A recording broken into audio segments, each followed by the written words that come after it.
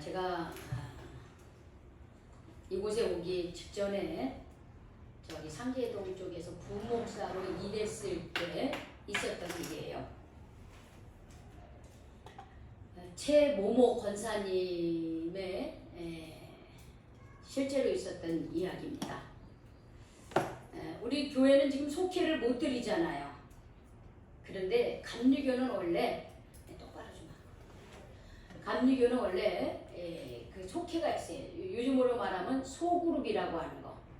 그래서 이제 5, 6가정 뭐 이렇게 혹은 뭐 조금 더 많을 수도 있고 좀 한두 가정 더 적을 수도 있는 그런 가정을 그룹 이렇게 만들어서 주중에 한 번씩 이 속회라고 하는 모임을 갖고 있습니다.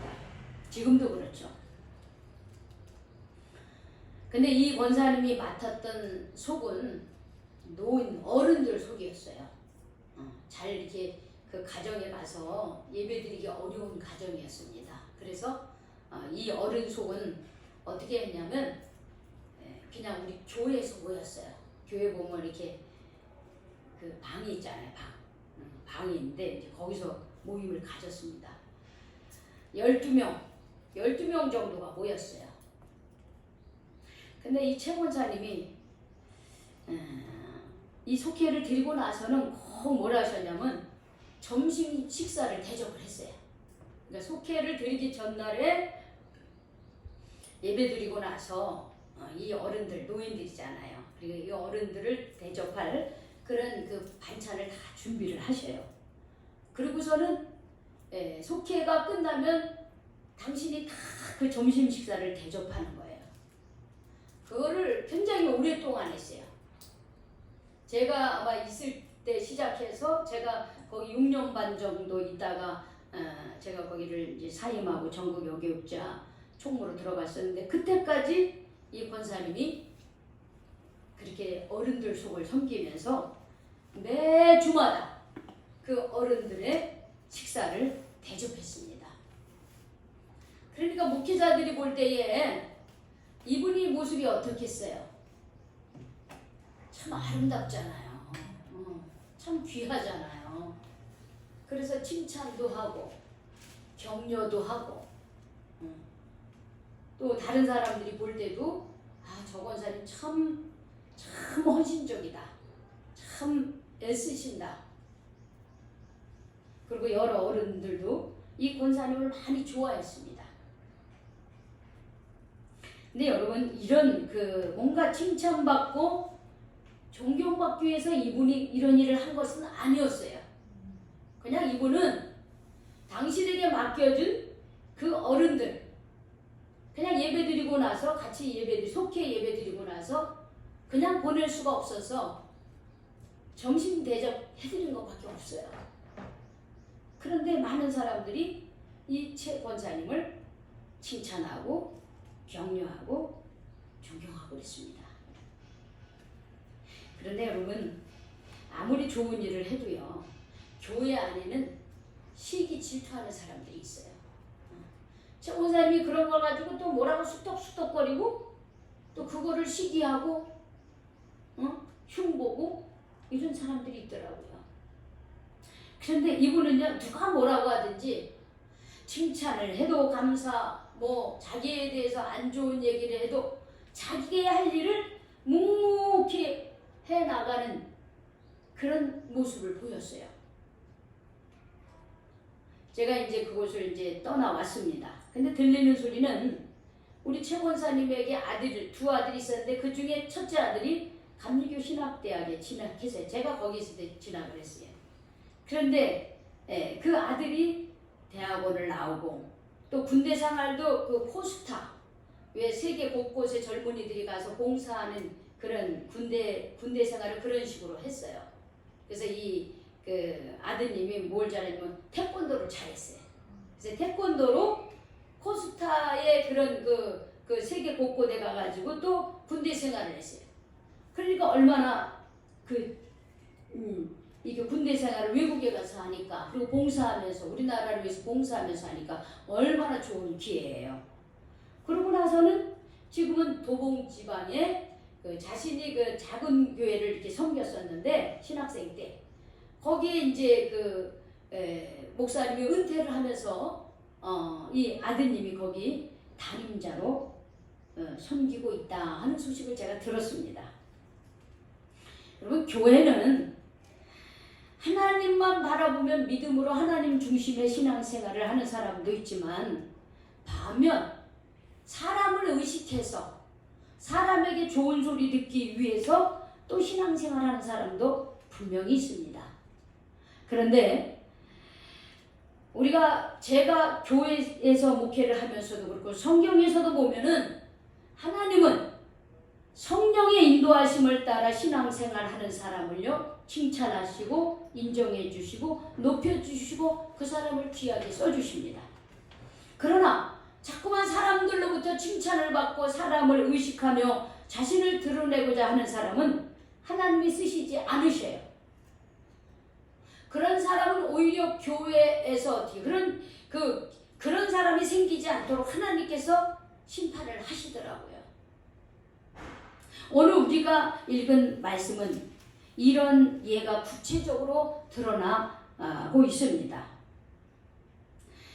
초대교회 성도들이 성령이 충만해서 한마음으로 기도하고 물질을 소통을 했습니다. 사람들이 자신의 것을 사도들의 발 앞에 두어서 가난한 자의 필요를 나누어 주며 하나님 나라를 실천하였습니다. 대표적인 사람은 우리 지난주에 누구였어요? 요셉이죠. 그렇죠? 요셉을 어떻게 해요? 사도들은 바나바다, 즉 이루의 아들이다 이렇게 말하면서 그를 칭찬을 아끼지 않았고 예루살렘 교회 공동체 역시 바나바를 존경하고 바나바를 사랑했습니다. 역시 하나님도 바나바를 귀하게 받으셨어요. 근데 오늘 말씀에 보니까는 아나니아라 삽비라라고 하는 부부가 등장을 합니다. 바나바가 교회 사도들로부터 인정받고 공동체로부터 칭찬받고 존경받는 것을 보니까는 이 바나바, 이 아나니아와 삽비라는 바나바처럼 야 우리도 저렇게 사람에게 인정받고 존중받고 높임을 받고 싶다 하는 그런 마음이 생겼던 것 같아요. 그래서 이 부부도 자신들의 소유를 팔았습니다. 그것이 밭인지 집인지 뭔지 몰라요. 그런데 자신들의 소유를 팔았습니다. 근데 자신들의 소유를 이제 팔아서 그래 얘기했죠. 우리도 저 바나바처럼 우리들의 것을 팔아서 우리 하나님께 드리고 우리 성도들을 섬기겠습니까? 아마 이렇게 얘기했겠죠. 그러니까 사람들이 그때 뭐라 그랬어요? 아우 역시 아나니아와 삽비라 대단한 분입니다. 바나바만 있는 줄 알았더니 아나니아와 삽비라 같은 사람도 있었군요. 아마 이런 소리를 했을지도 모르겠어요.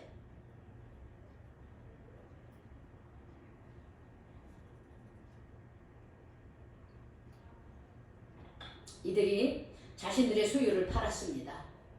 그런데 성경에 보니까 그 판 소유의 값에서 얼마를 떼었다고 했습니다. 얼마를 떼었는지는 모르지만 얼마를 떼서 그걸 감춰요. 근데 그것을 그 아내도 알고 있습니다. 그러고서는 어떻게 해요? 그거를 감춰놓고 그리고 나머지를 사도들의 발 앞에 두는 거예요. 성전에 와가지고 그걸 드립니다. 그런데 베드로가 아나니아에게 물어봅니다. 아나니아야, 어찌하여 사단이 내 마음에 가득하여 내가 성령을 속이고 땅값 얼마를 감추었느냐 이렇게 얘기합니다. 자, 아나니아와 삽비라는 자기네들이 소유를 판 것을 자기네들만 알고 있었어요. 그런데 베드로가 아나니아가 오자마자 그러는 거예요. 야, 너가 판 값을 왜 너 성령을 속이고 땅값을 얼마를 감추었느냐 이렇게 질문합니다. 누가 말해줬습니까? 누가 말해줬어요? 누가 말해줬습니까? 아나니아와 삽비라가 그 소유를 팔아서 얼마를 일부러 감췄다는 거 누가 얘기해 줬을까요? 응? 백성들이 얘기해 줬어요? 누가? 아무도 몰라 지금. 아나니아하고 삽비라 부부만 알아요. 그런데 베드로가 아나니아하고 오자마자 그 얘기를 하는 거예요. 왜 거짓말하냐? 네가 거짓말하는 것은 성령을 속이는, 즉 하나님을 속이는 것이다. 이렇게 얘기를 하신 거예요. 하나님을 속이려는 거예요.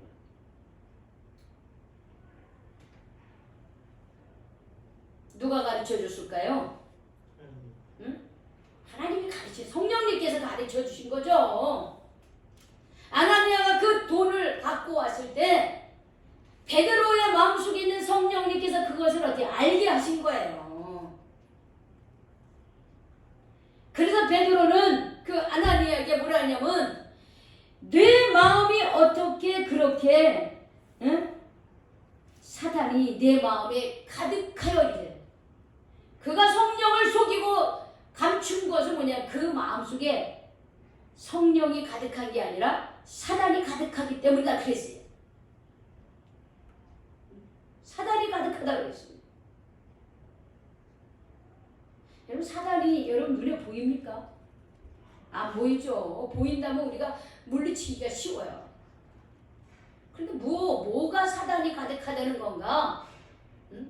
무엇이 사단이 가득하다는 건가? 우리가 여기서 이 사단이 가득하다라고 하는 것을 바로 알아야 돼요. 여러분 과거 빌립보 가이사랴에서 예수님께서 제자들에게 이렇게 물어봅니다.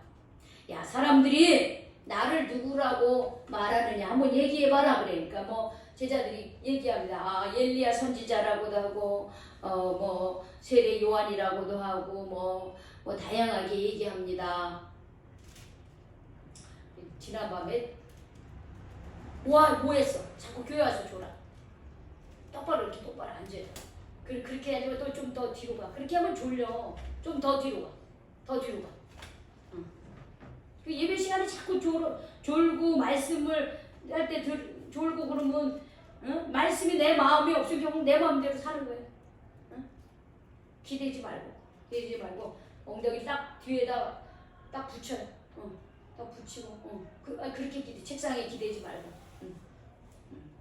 정신을 똑바로 차리고 말씀을 드려요. 정신을 똑바로 차리고 말씀을 들어도 말씀을 한쪽 귀로 듣고 한쪽 귀로 흘릴 수가 있어요. 마음에 담기 위해서는 그 말씀, 지금 목사님을 통해서 선포되어지는 이 말씀이 무엇인가를 귀를 기울여야 돼요. 딴 생각하지 마세요.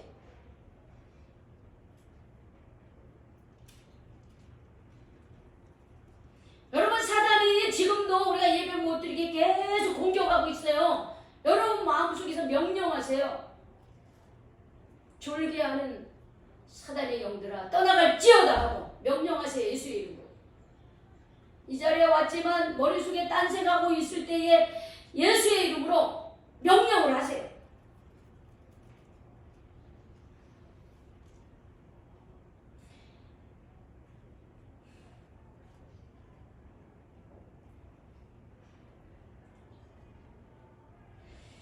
그래서 제자들에게 예수님이 그래. 아, 사람들이 그렇게 얘기하냐? 나를 세례 요한, 엘리야 선지자 이렇게 얘기해. 그래, 그러면 너희들은 나를 누구라고 고백하느냐?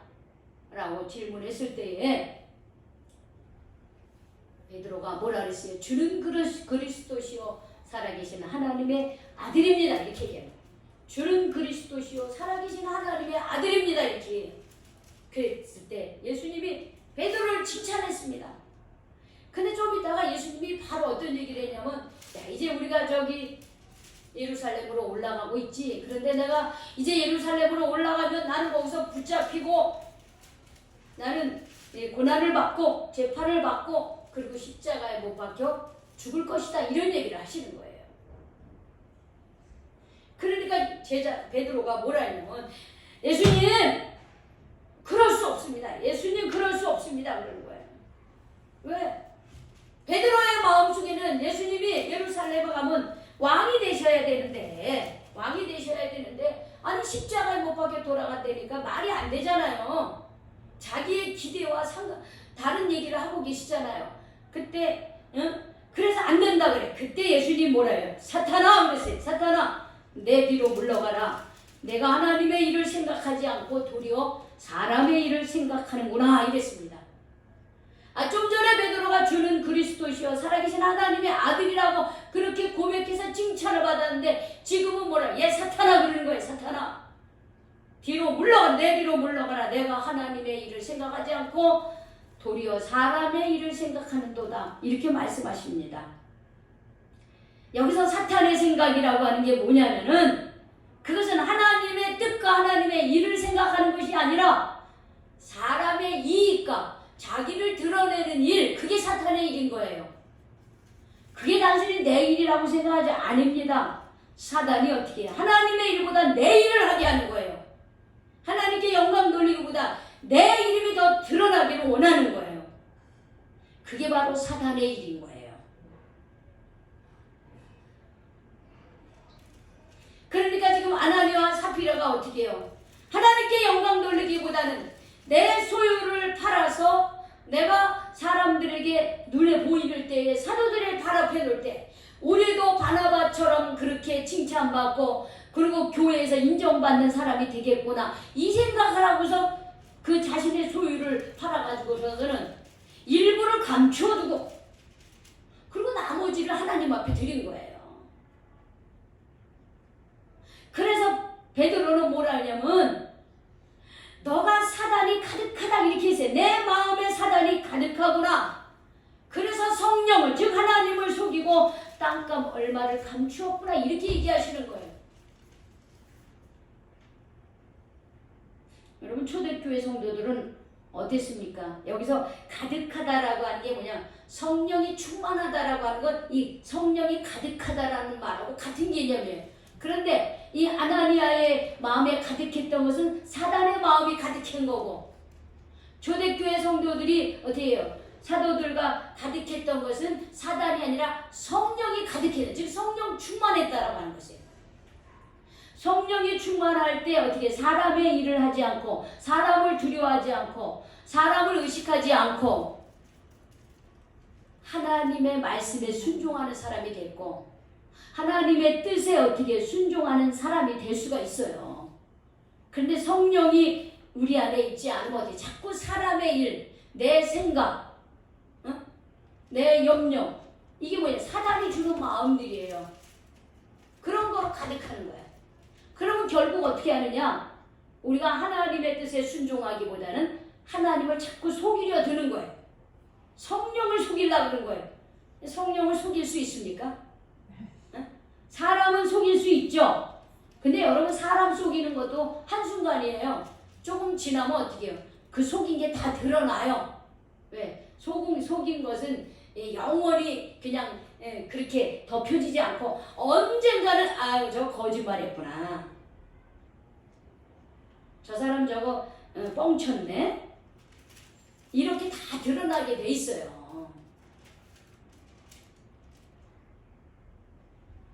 그래서 사실은 사람을 속이는 것도 잠깐이고 그리고 하나님 앞에서는 더욱더 우리가 우리 자신을 속일 수 없고 속인 것을 감출 수가 없어요.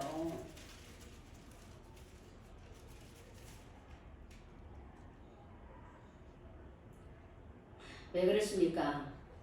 하나님은 전능하신 하나님이에요. 전능하신 하나님이시고 하나님은요 우리의 그 속마음을 다 살피셔요. 알고 계셔요. 알고 계시는 거예요. 그렇기 때문에 하나님을 성령을 속일 수가 없어요.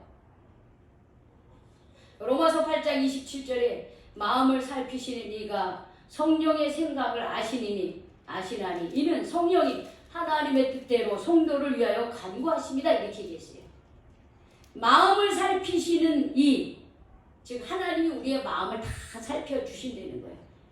우리가 진실로 하나님을 대하는지 우리가 속이고 하나님 앞에 나오는지 다 알고 계신다는 거예요. 근데 여러분 왜 우리가 성령을 거스르면 안 되느냐 하면요. 오늘 보세요. 베드로의 이 말이 끝나자마자 아나니아가 어떻게 됐습니까? 우리 성경이 우리 4절에 거짓말하는 것이 아니요 하나님께 한 것이다. 그래서 사람에게 한 것이 아니라 하나님께 했다. 이 얘기가 끝나자마자 5절에 보니까 아나니아가 어떻게 됐어요? 아나니가 이 말 듣고 엎드려져서 혼이 떠나니 이 일을 듣는 사람이 다 크게 두려워. 자 그래요. 그러니까 어떻게 됐어요? 아나니아가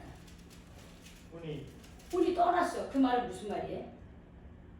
혼이 떠났다는 말이 무슨 말입니까? 응?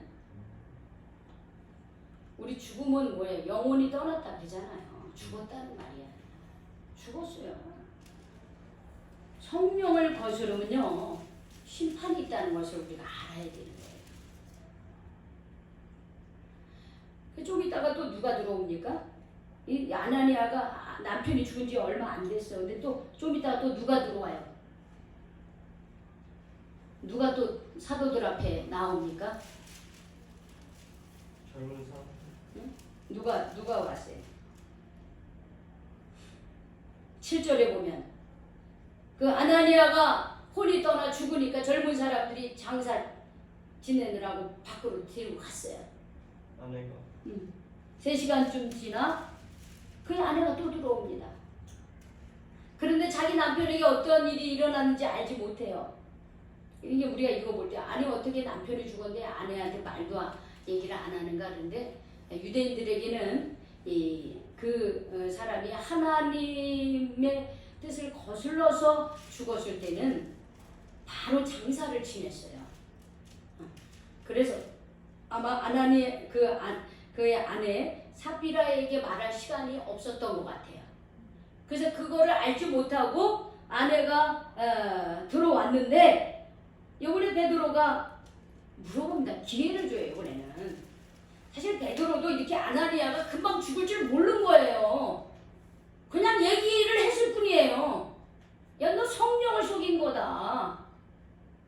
하나님을 속인 거야. 이렇게 말한 것 뿐인데 그 말이 끝나자마자 아나니아가 그냥 자빠져가지고 엎드려서 그냥 죽고 말았어요. 베드로는 그가 죽으라고 한 게 아니었어요. 근데 그런 일이 생긴 거야. 그 3시간쯤에 그의 아내도 들어온 거야. 그러니까 베드로의 입장에서도 내가 말을 함부로 하면 안 되겠구나 이런 생각이 드는 거예요. 겁나잖아요. 그래서 그 삽비라에게 먼저 물어봅니다. 이번에는 기회를 주는 거냐. 그 땅 판 것이 이것뿐이냐 하고 물어봐요. 그러면 그렇게 물어볼 때는 아하 베드로가 뭔가를 다 알고 있겠구나. 베드로 사도가 뭔가를 알고 있겠구나 하고 빨리 그걸 눈치채야 되는데 이 아내가 뭐라냐면 이것뿐입니다. 근데 이것뿐입니까? 자기 남편과 더불어 어떻게 해요? 소유를 판 일부를 감춰놨죠. 알고 있잖아요. 우리가 이게 질문이라고 하는 게 질문을 누군가에게 할 때 다 의도가 있거든요. 그냥 질문하는 것이 아니에요. 다 이유가 있는 거예요. 조금이라도 이 삽비라가 지혜 있는 여성이었다고 한다면 그의 마음속에 성령님이 함께했다면 얼른 말귀를 알아차리고 회개를 했으면 되는데 이것밖에 없습니다 하고 또 어리석게 그렇게 고집스럽게 그렇게 대답을 해요. 그때 베드로가 너희가 함께 어찌 함께 꾀하여 주의 영을 시험하려 하느냐 이렇게 해요. 주의 영을 시험하려는 그 뭐야? 하나님이 내가 이렇게 숨기는 걸 모른다고 생각하는 거야. 그래 이거 시험을 하는 거죠. 내가 이렇게 해도 하나님이 모르겠지. 내가 혼자서 이렇게 하는 거 하나님이 모르겠지. 그런데 하나님 모르십니까? 모르지 않아요. 전능하신 하나님 어디에나 계시는 하나님께서 나 혼자 무엇을 했다고 해서 그거를 모르시는 하나님이 아니에요. 그럼 그건 하나님이 아니죠. 사람은 모를 수 있어. 그러나 하나님을 우리가 속일 수는 없는 거예요. 그래서 베드로가 어떻게 너희가 이렇게 함께 부부가 똑같은 마음으로 하나님을 시험하느냐 이렇게 물어봐요. 지금 내 남편을 장사하고 사람들이 오는데 또 너도 매어 가리라 이제 너도 죽을 것이다 이런 얘기를 합니다. 그 말이 끝나자마자 곧 베드로의 발 앞에 엎드러져 혼이 떠나는. 그러니까 아나니와 삽비라가 어떻게 해요? 함께 죽고 말았어요. 그러면 우리는 이렇게 얘기합니다. 아, 하나님이 그런 하나님이 어디 있어? 응? 그거 좀 저기 막 감춰놨다고. 근데 일부를 드렸는데 아니 하나님이 어떻게 그렇게 무서운 하나님이야? 어떻게 이렇게 아주 그냥 매몰찬 하나님이야? 이런 생각이 들 수 있죠. 근데 여러분 하나님은 그런 면도 있다는 걸 우리가 아셔야 되는 거예요. 하나님 자신의 아들 독생자 예수님을 보내셔서 우리를 죄악 가운데서 구원해 주시는 사랑의 하나님이시지만 지금 이 초대교회는 교회가 막 시작되는 거예요. 여러분 집을 막 시작할 때 가장 중요한 게 뭡니까? 기초죠. 그런데 힘들다고 기초를 제대로 안 해놓으면 어떻게 될까요? 그 집이 무너져요. 언젠가는 다 무너져 사람도 다 죽게 돼 있어요. 지금 예루살렘 교회는 교회가 막 시작되는 거예요. 근데 교회가 막 시작된다는 거에 기초를 잘 놓아야 되는 거예요. 근데 그 기초는 뭐냐? 하나님에 대한 바른 믿음을 갖고 있어야 되는 거예요. 그런데 이 아나니아와 삽비라는 어떻게 해요? 하나님을 속이고 하나님에 대한 온전한 믿음이 없어요. 그러면서 그 공동체를 어떻게 해요? 전체적으로 속이려고 하는 거예요. 그리고 거짓말을 하는 거예요. 그래서 베드로는 이것은 성령을 속이는 것이고 이것은 주의 영, 즉 성령을 시험하는 일이다. 지금 그러고 있는 거예요. 지금 사단의 역할을 하고 있는 거예요. 그렇기 때문에 이 초대교회가 막 시작되는 이 초대교회 이 시점에 기초를 튼튼히 놔야 되는 시점에 성령을 인정하지 않고 성령을 시험하는 이 아나니아와 삽비라에게 하나님은 엄한 심판을 내리시는 거예요. 교회의 집이 아니 우리가 세상의 집도 기초를 튼튼히 놔야 되는데 기초가 제대로 안 됐을 때 오히려 거기 있는 사람이 다 죽고 마는 거예요. 그것처럼 초대교회가 시작되고 성령으로 충만한데 지금 사단으로 충만하여 성령을 속이고 성령을 시험하는 이 사람들에 대한 하나님의 엄한 심판은 뭐냐요? 교회 공동체가 성령으로 충만하기를 바라시는 하나님의 그 거룩한 뜻이 있었던 거예요. 여러분 생각해 봅시다. 여기 바구니가 하나 큰 거 있다고 생각해 봐요. 여기에 요즘에 오렌지 참 맛있더라고요. 오렌지가 한가득 있어. 그런데 그 오렌지 사이에 하나의 오렌지가 썩었습니다. 그 오렌지를 전체적으로 보호하기 위해서 그 썩은 오렌지를 어떻게 해야 될까요? 버려요.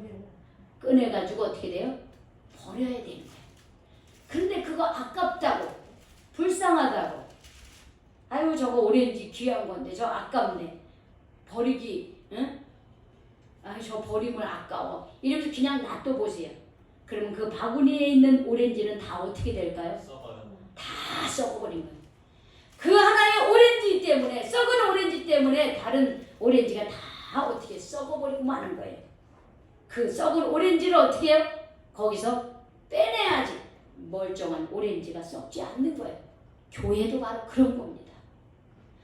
성령을 거스리고 주의 영을 시험하고 하나님의 주권을 인정하지 아니하면서 계속해서 불순종하면서 감추고 속이고 시험하고 이런 그런 사람이 있을 때는 어떻게 하나님의 엄한 심판이 있다라고 하는 것이 엄한 심판. 그러니까 그 소리를 듣고요 모든 사람들이 다 크게 두려워하는 거야. 이게 무슨 말이야? 아하 하나님이 이렇게 살아 계시는구나 하는 걸 아는 거예요. 아 우리가 하나님 앞에서 정말 주의 영을 거스리고 성령의 인도하심에 따라서 우리가 살아야 되겠구나. 저렇게 남을 의식하고 자기를 드러내고 거짓말하고 하나님을 시험하고 이렇게 신앙생활에서는 안 되겠구나 하는 것을 바로 깨닫게 해주는 거예요.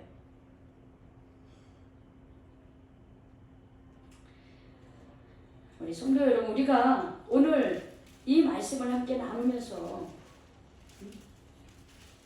우리는 우리의 신앙생활을 하면서 우리가 정말 우리는 성령이 인도하시는, 성령이 주관하시는 믿음 생활을 하고 있습니까 지금? 내가 정말로 성령이 인도하시는, 하나님께서 인도하시는 그런 믿음을 보이고 그런 신앙생활을 하고 있어요? 하나님은 지금도 그런 사람을 필요로 하고 계시는 거예요. 여러분, 바나바와 같은 사람, 정말 하나님 앞에서 신실하고 자기의 것을 다 소유를 팔아서 교회에 필요한 것에 사용하도록 하나님께 드리는 헌신, 누가 보든지 안 보든지 하나님만을 바라보면서 하나님 앞에 헌신하고 충성하는 그 바나바를 하나님은 어떻게 했습니까? 그를 어떻게 해요? 존귀히 여기셨어요. 초대 안디옥 교회를 세우는 그런 중요한 역할을 하는 신약의 지도자로 세우셨고요. 바울을 도와서 세계 선교에 앞장서는 그런 신약 성경에서 없어서는 안 될 아주 중요한 역할을 이 바나바를 통해서 하나님은 하셨습니다. 하나님은 당신을 믿고 하나님 앞에 진실하고 하나님의 말씀에 순종하는 사람을 귀히 쓰시는 거예요. 그러나 반대로 아나니아와 삽비라처럼 거짓말하고 주의 영을 시험하고 자기 이름을 드러내고자 그렇게 위선된 신앙생활을 하는 사람을요, 하나님은 반드시 어떻게 해요? 심판을 하시는 거예요.